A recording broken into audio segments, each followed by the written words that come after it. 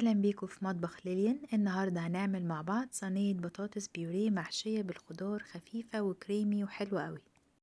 أول حاجة هنجهز الحشوة بتاعتنا. هنحتاج بصل متقطع وفلفل أخضر وألوان وفص توم وكوسية كمان مقطعينها مكعبات، شوية من البسلة والجزر وحوالي نص بتنجانة كده صغيرة مقطعينها مكعبات، وتوابل ملح وفلفل وبابريكا وشوية من البهارات السبعة.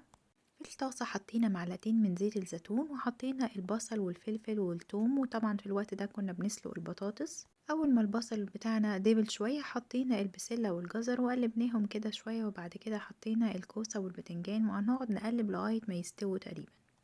اخر حاجة حطينا البهارات وقلبناهم كده تقليبة، وخلاص كده الحشوة بقت جاهزة والبطاطس كمان اتسلقت. وجهزنا البايركس اللي هنعمل فيه او اي صينية، وجهزنا كمان شوية من الجبنة النباتي المبشورة عشان نحطها من فوق. البايركس بتاعنا هنرشه كده بالزيت، وهنحط عليه شوية من البقسماط الناعم علشان يبقى سهل علينا نطلع البطاطس بعد كده.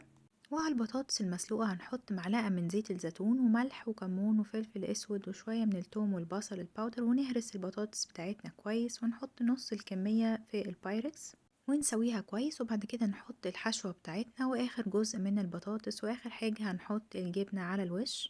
ممكن لو مش عايزين تحطوا جبنة ممكن تحطوا معلقة من الصلصة، او حتى تدهنوا وشها كده بالزيت وتحطوا رشة من البقسماط وهتحمر. دخلناها الفرن على درجة حرارة 400 فahrenheit، وطلعت بالشكل الجميل ده بعد تلت ساعة بالظبط. شكلها جميل وبيبقى طعمها خفيف قوي. وحشوة الخضار دي ممكن لو مش عايزين تحطوا البتنجان او الكوسة ممكن تكتفوا بالبسلة والبصل والفلفل، بتبقى جميلة قوي. جربوها وقولولي رأيكم. ولو عجبكم فيديو النهاردة اعملولي لايك وسبسكرايب، واشوفكم في وصفة تانية. Thank you.